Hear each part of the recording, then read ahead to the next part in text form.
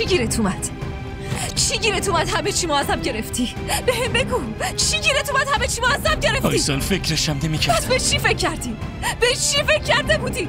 بگو به چی فکر کرده بودی؟ اگه نمیتونی از اون دختره دست بکشی پس باید از این خونه با هر چی که توشه هم دست بکشی و هر چه زودتر بری. خیلی وقت از خونت دست کشیدم.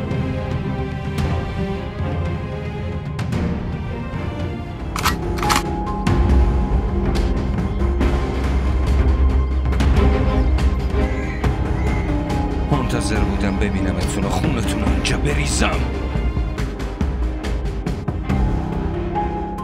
यार की गली में मर जाना इश्क है, पल में बना दे जो दीवाना इश्क है.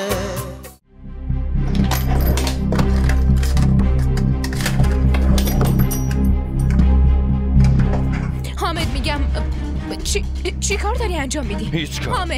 حامد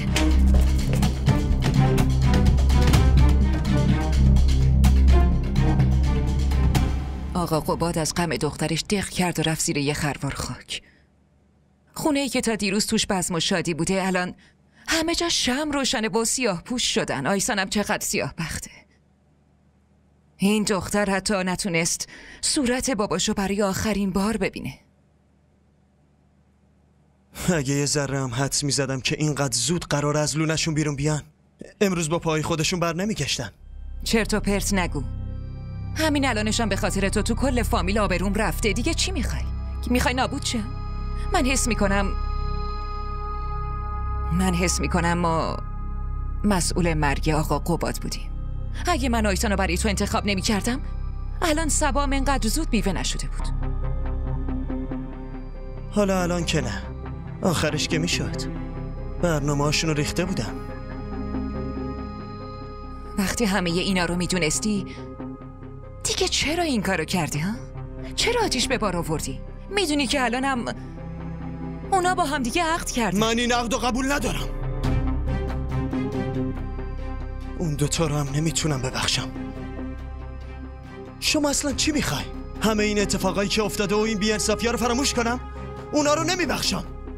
نه، به این راحتی ها نمیبخشمشون. مثلا میخوای چی کار کنی؟ بکشیشون؟ اگه مجبور بشم آره میکشم. عین دیوونه ها حرف نزن پسر جون. این لجباز دیوونه خیلی کار ازش برمیاد که انجام بده. منم کاریو میکنم که فکر میکنم درسته. عارف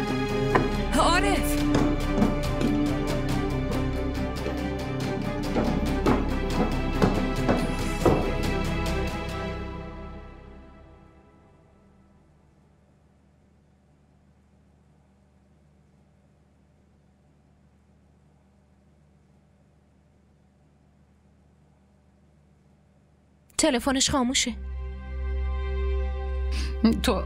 تو ازش پرسیدی داره کجا میره؟ ازش پرسیدم ولی نگفت.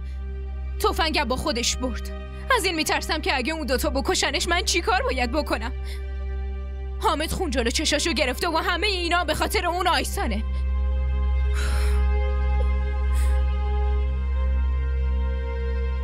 دارم بهتون میگم اگه آیسان باعث بشه حامد کاری بکنه من یکی ولش نمیکنم.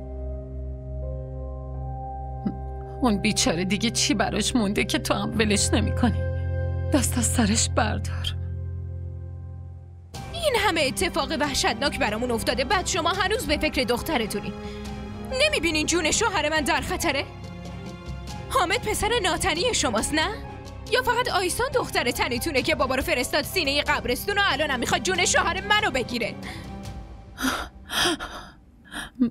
آخه من چقدر بدبختم. شوهرم که رفت، الانم که بچه‌ام شدن دشمن جون هم دیگه. که چی بشه؟ همش به خاطر دلسوزیاتونه که آیسان با آبروی هممون بازی کرد. بابا که رفت الانم نوبت حامده. من تا اینجاشم فکر کردم که اگه حامد چیزی بشه من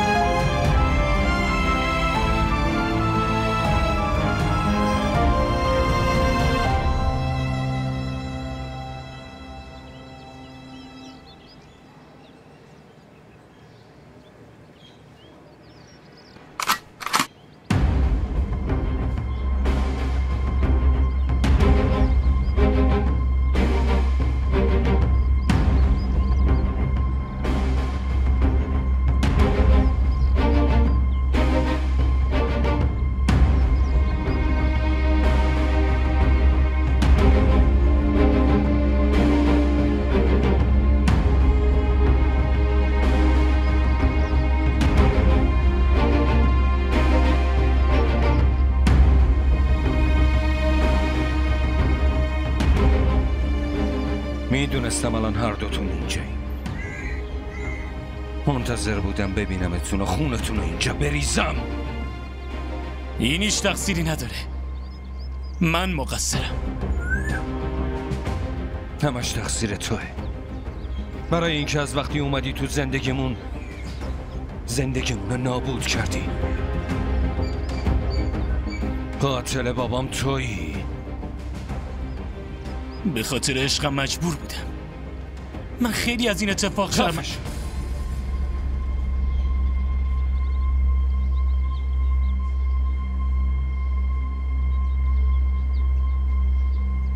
جبران شرمندگیت اینه که اول دستمو به خون تو آلوده کنم.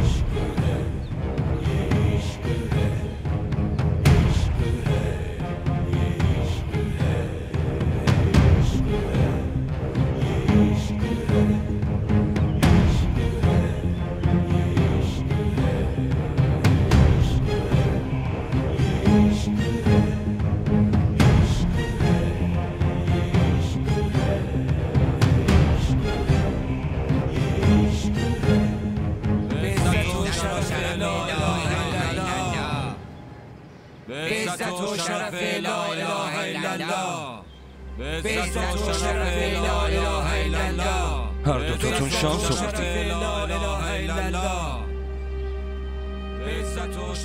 ولی کارم تموم نشده.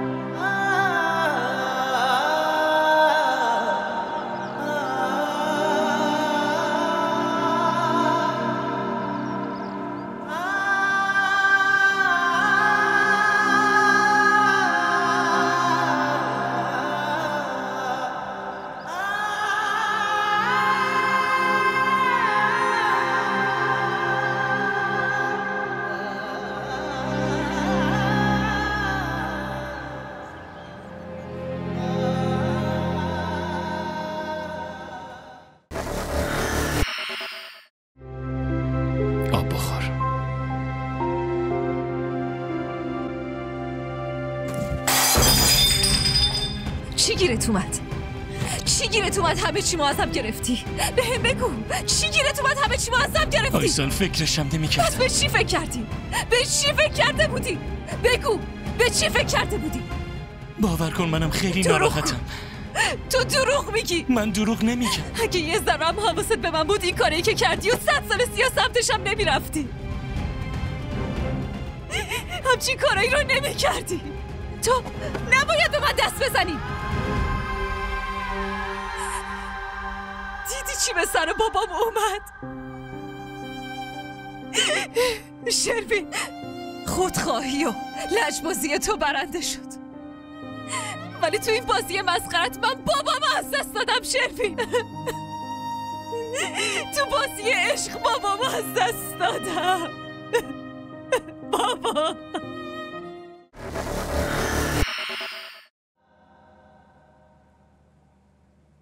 حامد کجا رفته بودی؟ من که داشتم سکته می کردم.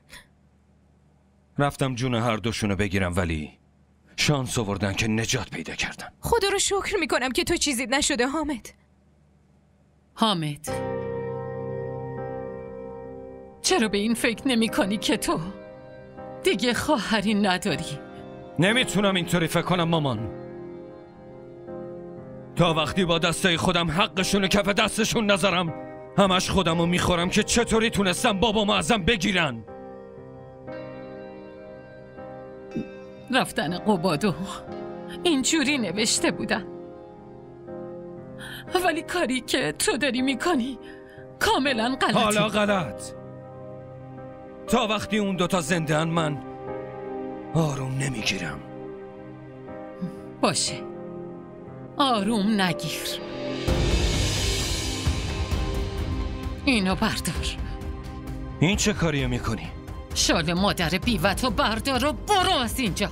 من خودم میفهمم که برای تو مادرت هیچ اهمیتی نداره.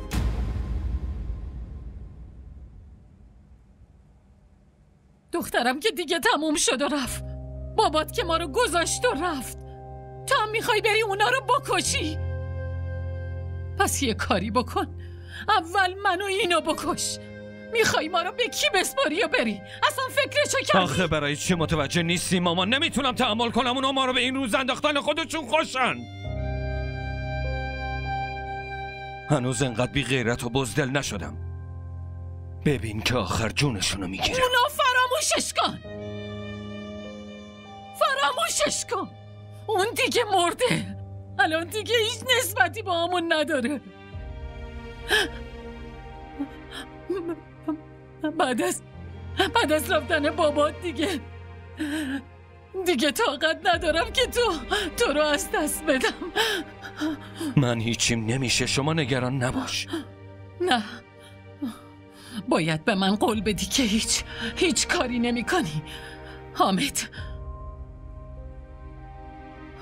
جون منو قسم بخور که هیچ کاری نمی کنی. حامد، قسم بخور دیگه. آخه ما دوتا به جز تو دیگه کیو داریم؟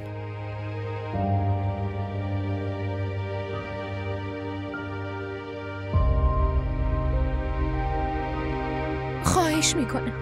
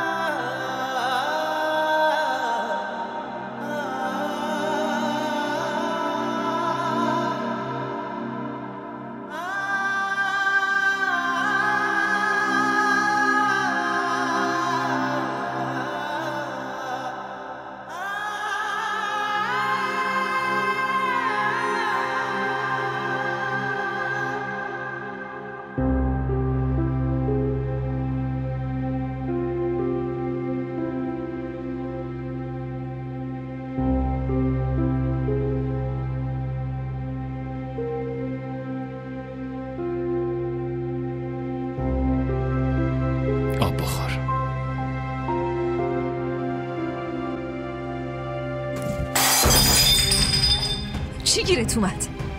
چی گیرت اومد؟ همه چی معذب گرفتی؟ بهم بگو چی گیرت اومد؟ همه چی معذب گرفتی؟ آیسان فکرشم نمی‌کردم. پس به چی فکر کردی؟ به چی فکر کرده بودی؟ بگو به چی فکر کرده بودی؟ باور کن منم خیلی ناراحتم. تو دروغ میگی. من دروغ نمیگم. اگه یه ذره هم حواست به من بود این کاری که کردی و 100 سال سمتشم نمیرفتی. همچین کارایی رو نمیکردی. تو نباید به من دست بزنی. دیدی چی به سر بابام اومد؟ شروین، خودخواهی و لجبازی تو برنده شد، ولی تو این بازی مسخرت من بابام از دست دادم. شروین، تو بازی عشق بابام از دست دادم. بابا بگو عشقت بهم چی داد؟ این نتیجه عشقته.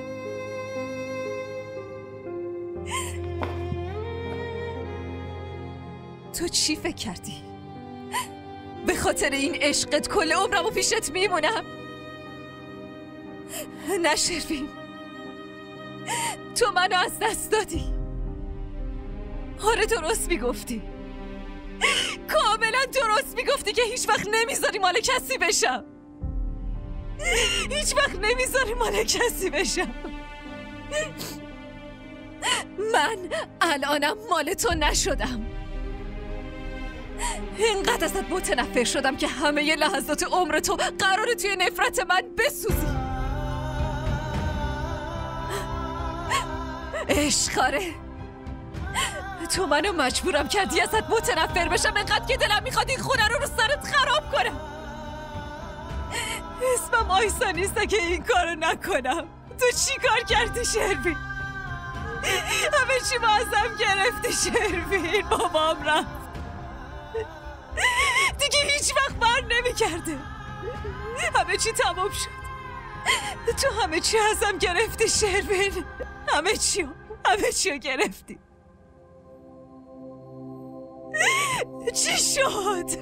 چی شد؟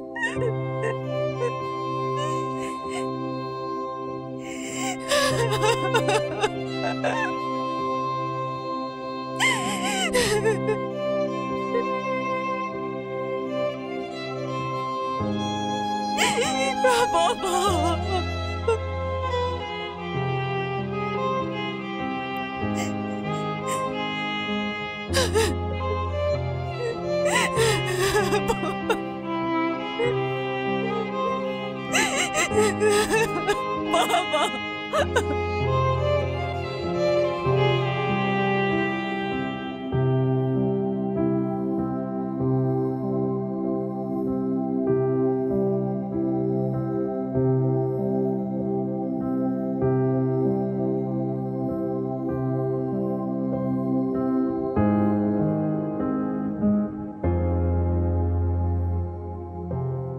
حامد، خدا رو شکر که برگشتی.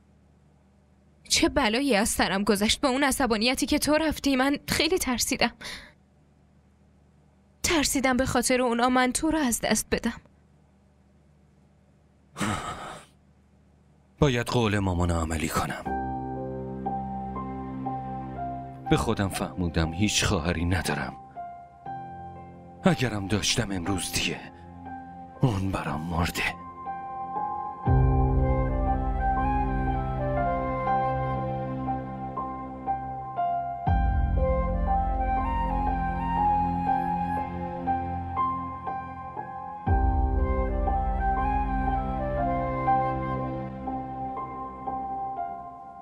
خوب شد خودت مردی آیسان، وگرنه اینجوری که زندگیمو سیاه کردی خودم حسابتو میرسیدم و میکشتمت آیسان.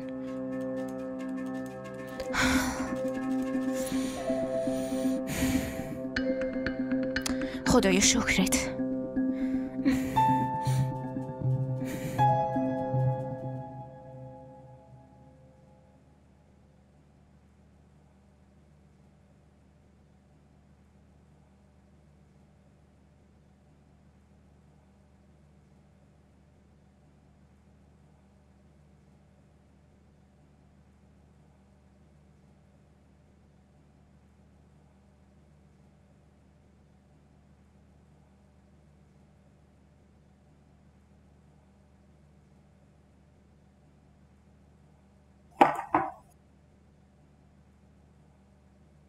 نمیخواد به من نگاه کنی، ولی لطفاً یه چیزی بخور. از صبح چی نخوردی. به هم زهر بده بخورم. نمیخوام زنده باشم. آیسان باور کن من هر کاری کردم فقط برای حفظ عشق بینمون کردم. دیگه باید چی کار میکردم؟ عشق؟ از کدوم عشق حرف میزنی؟ همونی که من از خونم بیرون کرد و آواره شدم.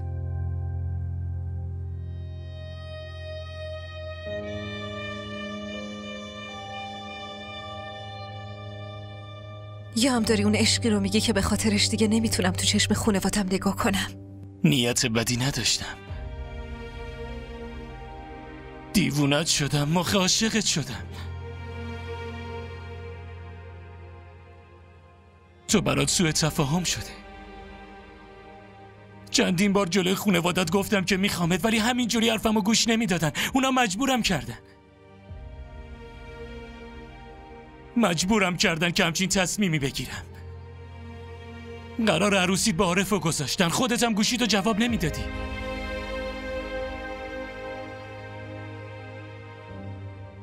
اصلا طاقت نداشتم ببینم مال یکی دیگه شدی. تحملشو نداشتم. آخه چطور با یکی دیگه میدیدمت؟ نمیتونستی تحمل کنی؟ واسه همین من از خانوادم گرفتی؟ مجبورشون کردی فکر کنن باهات فرار کردم. فکر کردی اینطوری خوشبخت میشی؟ اونا اشتباه فکر میکنن.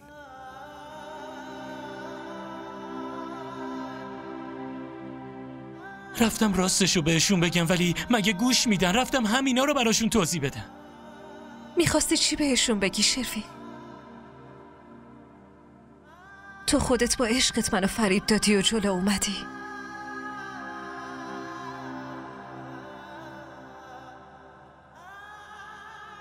به جای اینکه عشقتو فدا کنی، تصمیم گرفتی این عشقو به زور به دست بیاری.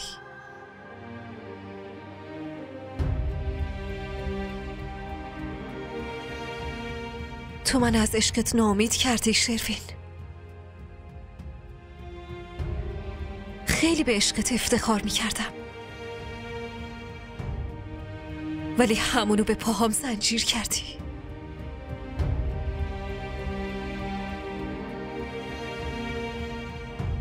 یکم فرصت بده، همه چی رو درست میکنم. چی رو میخوای درست کنی؟ میتونی آبروی ریخته شدم رو جمع کنی؟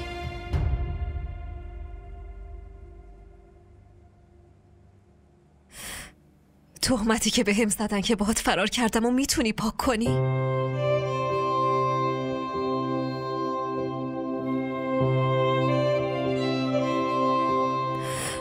باشه، اینو بگو.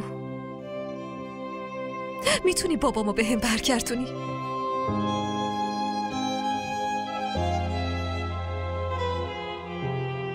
از اینجا برو.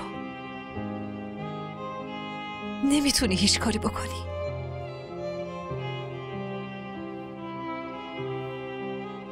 وقتی به صورتت نگاه میکنم، قاتل بابامو جلو میبینم.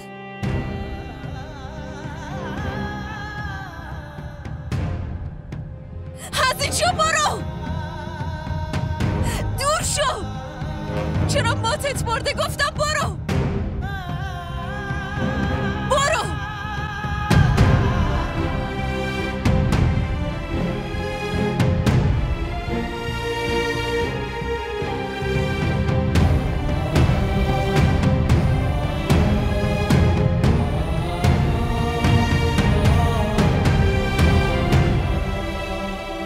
यार की गली में मर जाना इश्क है, पल में बना दे जो दीवाना इश्क है. همچین اتفاق وحشتناکی افتاده خواهر. خودت بگو ما چی کار کنیم؟ ما چی کار کنم؟ نه؟ سوال من اینه که اگه شما جای ما بودی چی کار میکردی؟ نصیر جان، من چی میتونم بگم؟ خودم خیلی شرمنده‌تونم.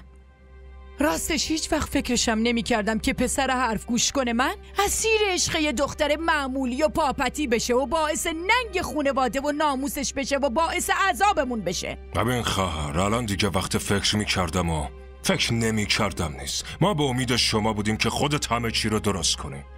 به شروین میفهمونی، ولی با این چیزی که دیدیم دیگه حرفتون حرف نیستش. من خودم هم نمیدونم که اصلا از شماها به چه زبونی عذرخواهی بکنم. عذرخواهی؟ عذرخواهی چه فایده‌ای داره خواهر؟ به خاطر شروین با آینده دو دختر من بازی شده. نیلو که از اونور همش داره زار میزنه. اصلا تصورش هم نمی کنی. تازه این دومین باریه که اینطوری شده. هنوز آبروریزی قبلی جمع نشده که شروین بازی همچین کاری کرده. آخه به مردم چی بگیم؟ وقتی بفهمن که نیلو قرار بوده عروس بشه و شروین رفته یه دختر دیگر رو دزدیده آورده، چطوری جلوی حرف مردم رو بگیرم؟ آخه چطوری بچه‌هامو راضی کنم؟ فرح اون تا الان گوشش خاموش مونده. از دیشبم خونه نیومده. شروین بیاد خونه یا زنگ بزنه بعد میتونم حسابشو برسم. ولی دلم میگه که اینا همش دروغه، تهمت، افتراست. پسرم نمیتونه همچین کاری رو بکنه. بعدم بلفرس اگه همچین کاری هم کرده باشه همش تقصیر اون دختره است. وقتی یه دختری که عروس شده بره تو مخ یه پسر، خب پسر میخواد چی کار بکنه؟ بذارین شروین بیاد، من باهاش حرف میزنم. بهت بگم نصیر، تربیت من اینقدر آبکی نیست که پسرم بره همچین کاری بکنه. بابا خواهر، تو روز عروسی اون دختر رو آورده بود خونه، با این وجود داری اینطوری حرف میزنی؟ ببین نصیر، پسر خوشقد و بالای من الانشم کل دخترای شهر خاطر خواهشن. بعدم وضع مالیش، شخصیتی که داره، اون دختره رو مجبور به همچین کاری کرده. خودت که میدونی دخترای این دوره چشمشون به همین چیزاست دیگه. الان رضای منو ببین، برای ازدواج با نیروانا لحظه شماری داره میکنه. شروینم همینطوره. مطمئنم که اون دختره به این روز انداختتش. وایستا شروین، از دیشب کجا بودی؟ پیش آیسان. پس یعنی خانواده اون دختره داشتن بهمون راستشو میگفتن که عروسیشو ول کرده و با تو فرار کرده. کوچکترین حرف زشتی رو در مورد آیسان تحمل نمی کنم. چیو تحمل نمی کنی؟ میخوای بشینم اینجا و برات قصه بخورم؟ که پسری که به اخلاق و نجابتش قسم میخوردم همیشه از عشق دختر اینقدر دیوونه شده که روز عروسیش رفته دزدیدتش؟ خب کی مجبورم کرد؟ شماها همتون منو مجبورم کردین. شماها لج کردین که من باید با نیلو ازدواج کنم. من که گفتم به جز آیسان با هیچ کس نمیتونم ازدواج کنم. آره تو گفته بودی، ولی من تا قیامت نمیذارم همین اتفاقی بیفته. این اتفاق افتاده مامان. دیگه الان خواستن یا نخواستن شما برام فرقی نداره. منظورت از این حرف چیه؟ من با آیسان عهد کردم.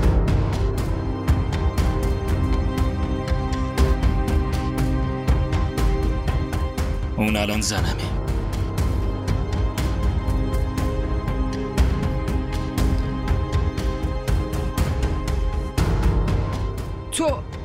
تو اصلا حواست هست؟ چی داری میگی تو؟ من الان قشنگ هوش و حواسم سر جاشه مامان. هیچ وقت فکرشو نمی کردم که تو بتونی اینقدر خودخواه باشی شروین. تو فقط به فکر خودت بودی، اصلا به فکر ماها نبودی، به فکر برادر کوچیکترت نبودی. تو باید شرم کنی شروین. چرا یاد تو باشم؟ خودت به هیچ کدوم از خواسته های من احترام گذاشتی؟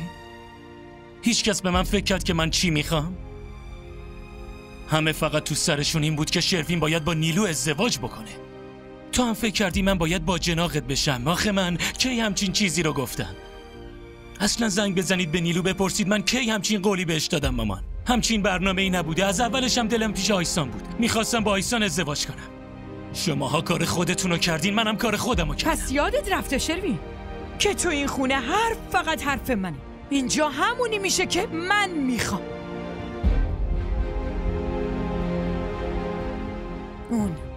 اون غلطی که کردی و دختره را عقدش کردی، همین الان باید درستش کنی و طلاقشو بدی. محاله همچین کاری بکنم. تا وقتی زنده هم غیر ممکنه. باشه، اگه نمیتونی از اون دختره دست بکشی، پس باید از این خونه و هر چی که دوشه هم دست بکشی و هر چه زودتر بری. خیلی وقت از خونت دست کشیدم.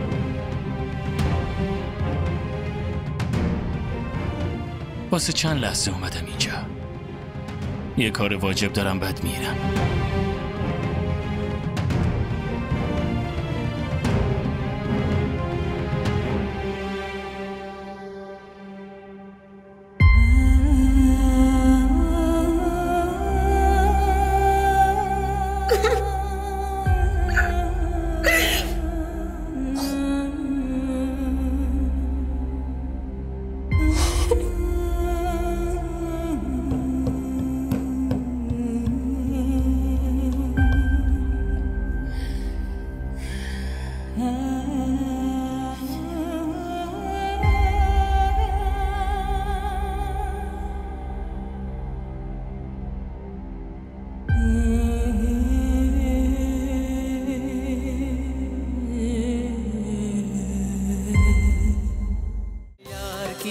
اگه از این قسمت خوشتون اومد برای دوستاتون هم بفرستید.